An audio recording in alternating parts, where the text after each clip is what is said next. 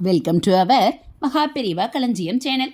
இன்னைக்கு நம்ம பார்க்க போகிறது தெய்வத்தின் குரல் 4ஆம் பாகம் 6ஆம் அத்தியாயம் போர் தீர்ந்து அமைதி காண. அதில் ஆசையும் இன்ப துன்பங்களும் ஆனந்தம் தருகிறது என்பதற்காகத்தான் ஒன்றில் ஆசை வைக்கிறோம் என்று சொல்ல வந்தேன். ஆனால் அந்த ஆசை ஒன்று ஆனந்தத்தையே தராமல் துக்கத்தையே கொடுக்கிறது, அல்லது கொஞ்சம் ஆனந்தத்தையும் நிறைய துக்கத்தையும் கொடுக்கிறது, இல்லாவிட்டால் சமமாக கொடுக்கிறது. இப்படியெல்லாமின்றி நாம் விசேஷமாக ஆசைப்படாமல் தானாகவே ஒரு ஆனந்தம் வருகிறது. அது துக்க கலப்பே இல்லாத ஆனந்தமாய் இருக்கிறது என்றாலும் அந்த ஆனந்தம் சாஸ்வதமாய் இருக்க மாட்டேன் என்கிறது. கொஞ்ச காலத்துக்கு அப்புறம் அது எங்கேயோ ஓடிப்போய் மறுபடி நம்முடைய அழுகைகள் நம்மை பிடித்து கொண்டு துக்கப்படுத்துகின்றன. இந்த ஆனந்தம் நமக்கு தெரியாமலே இருந்திருந்தால் கூட நாம் பாட்டுக்கு இருந்திருப்போம். நடுவாந்தரத்தில் அது வந்து அப்புறம் ஓடிவிட்டதாலேயே மறுபடி அந்த மாதிரி வருமா வருமா என்று ஏக்கம் உண்டாகிறது. பணத்தால் ஆனந்தம் வரும் என்று ஆசைப்பட்டு ரேஸுக்கு போகிறான். இருப்பதையும் கோட்டை விட்டுவிட்டு ஹோவென்று அழுகிறான். இது ஆனந்தமே தராமல் துக்கம் மட்டும் தருகிற ஆசை. கண்ணால் காதால் ஆனந்தம் வரும் என்று ஆசைப்பட்டு சினிமாவுக்கு சங்கீத சபாவுக்கு போகிறான். சினிமா கொஞ்சம் கூட நன்றாய் இல்லை. ஒரே பேயும் கொலையுமாக வந்து குலை நடுங்குகிறது. ஆனந்தம் என்று வந்து விலை கொடுத்து இதை வாங்கி கொண்டோமே, பொழுதும் வேஸ்டாச்சே என்று எரிச்சலும் துக்கமும் வருகின்றன. வித்வானுக்கு தொண்டைக்கட்டு, ஒரே அபஸ்வரம் என்றால் ஆனந்தத்துக்காக சபாவுக்கு போனவனுக்கு எப்படி இருக்கும்? வெங்காய சாம்பாரோடு தோசை தின்னலாம் என்று நாக்காலும் மூக்காலும், நாக்கு ருசியைப் போலவே மூக்கு கமகமாவினாலும் தான் தீனி ஆசை ஆனந்தம் அடைய ஆசைப்பட்டு கொண்டு கிளப்புக்கு ஹோட்டலுக்கு போகிறான். அங்கே ஆறி போனதாய் ஊசி போனதாய் சுட்ட எண்ணெயில் பண்ணினதை சர்வர் கொண்டு வந்து வைக்கிறான். வாயில் வைக்க விளங்கவில்லை. வந்துவிட்டோமே, ஆர்டர் பண்ணிவிட்டோமே என்று முழுங்கி வைக்கிறான். கஷ்டம் அதோடு போகவில்லை. தலையை சுற்றுகிறது, வாந்தி பண்ணுகிறது. ஸ்பர்ச உணர்ச்சியால் சரீரத்துக்கு ஆனந்தம் ஏற்படும் என்று ஆசைப்பட்டு கொண்டு ஜிலு ஜிலு என்று சவர்பாத்தில் போய் நிற்கிறான். அது ஒரே சிலிப்பாக கொட்டி விரைக்க வைக்கிறது. ஜலதோஷமும் மண்டையிடியும் வருகின்றன. இதெல்லாம் ஆனந்தம் என்று தேடி போய் ஆனந்த கலப்பே இல்லாமல் துக்கத்தை மட்டும் பெற்றுக்கொள்வதற்கு திருஷ்டாந்தம் சப்த ஸ்பர்ச ரூப ரச கந்தம் என்று பஞ்சேந்திரியங்களால் ஆசைப்படுகிறவற்றுக்கு திருஷ்டாந்தம் கொடுத்தேன். கச்சேரியில் சப்தம், சினிமாவில் சப்தம், ரூபம் இரண்டும், ரசமும் கந்தமும், ஹோட்டலில் ஸ்பர்சம் சவர்பாத். ஹரஹர சங்கர, ஜெய ஜெய சங்கர.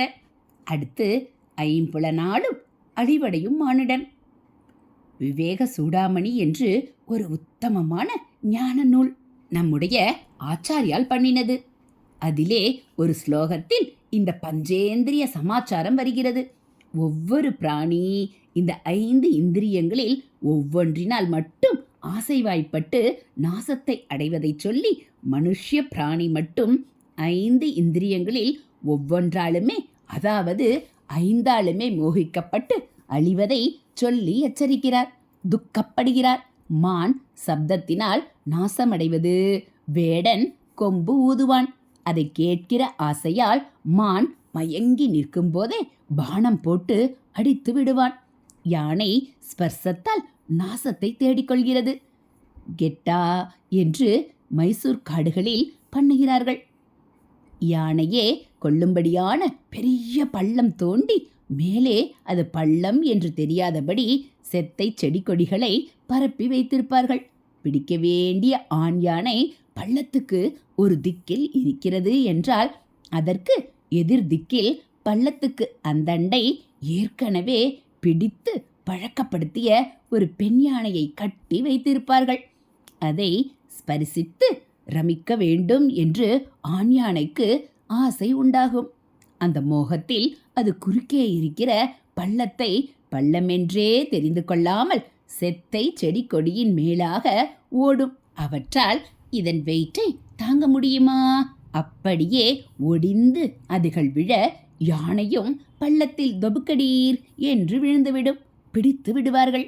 ரூபத்தால் நாசமடையும் 5 விற்றில் பூச்சி தீபத்தின் பளீர் ரூபத்தில் ஆசைப்பட்டுத்தானே வந்து அதில் விழுந்து மடிகிறது.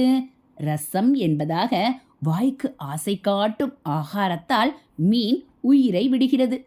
தூண்டிலில் உள்ள புழுவை தின்ன ஆசைப்பட்டு சாகிறது. வண்டு கந்தத்தினால் மரணத்தை தேடிக்கொள்கிறது. பெரிசு பெரிசாக சம்பகப்பூக்கள் உண்டு.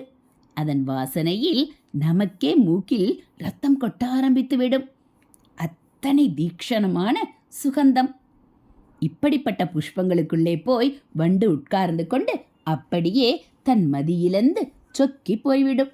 அப்போது புஷ்பத்தின் இதழ் ஒவ்வொன்றாக மூடிக்கொண்டு மலர்ந்திருந்த புஷ்பம் நன்றாக கூம்பிவிடும். அதற்குள் மாட்டிக்கொண்ட வண்டு அதோடு ஆயுஸ் தீர்ந்து போகும்.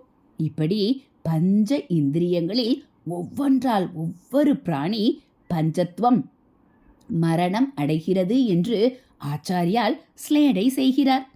மனுஷியன் 5ஆலுமே அழுகிறானே என்று பரிதாபப்படுகிறார். சப்தாதி பஞ்சப்ரேவ பஞ்ச பஞ்சத்வம் ஆபு ஸ்வகுணேன பத்தா குரங்க மாதங்க பதங்க மீன பிருங்கானர பஞ்ச பிரஞ்சித கிம். குரங்கை என்றால் மான், குரங்கில்லை. மாதங்கம் என்றால் யானை, பதங்கம் விற்றில், மீனம்தான் மீன், பிருங்கம் என்றால் வண்டு, நர மனுஷியனானவன் பஞ்சபி 5ஆலும் 5புலனாலும் அஞ்சித கவரப்பட்டிருக்கிறான். பஞ்சபி அஞ்சித என்பது சந்தியில் பஞ்ச பிரஞ்சித என்றாயிருக்கிறது. கிம் என்று முடித்திருக்கிறார். கிம் என்றால் என்ன?